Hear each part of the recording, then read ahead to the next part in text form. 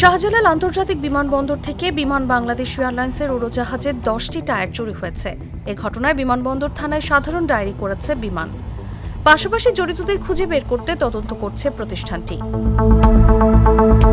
বুধবার বিমান বাংলাদেশ এয়ারলাইন্স সূত্র জানায় 16 আগস্ট ওই টায়ারগুলো চুরির ঘটনা ঘটে। এ ঘটনায় 18 আগস্ট বিমানবন্দর থানায় সাধারণ ডায়েরি করেন বিমানের সহকারী ব্যবস্থাপক মোহাম্মদ জামাল হোসেন।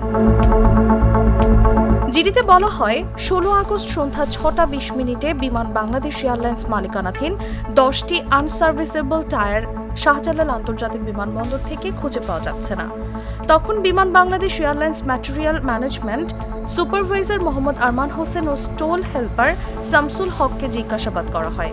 তারা জানান, একজনের যোগসাজশে বিমানের ওই 10টি টায়ার সরিয়ে ফেলা হয়েছে। জানতে চাইলে বিমানের মহাব্যবস্থাপক ABM রওশন কবির বলেন, মূলত ল্যান্ডিং গিয়ারের সঙ্গে যুক্ত থাকে টায়ার। এমন 10টি টায়ার খুঁজে পাওয়া যাচ্ছে না। এ ঘটনা গুরুত্বের সঙ্গে তদন্ত করছে বিমানের নিরাপত্তা বিভাগ। তদন্তের পর জড়িতদের বিরুদ্ধে কঠোর ব্যবস্থা নেওয়া হবে।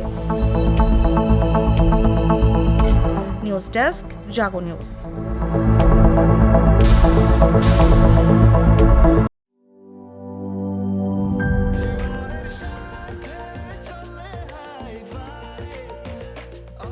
স্বাস্থ্যকর অল টাইম, সব সময় অল টাইম হেলদি লাইফ।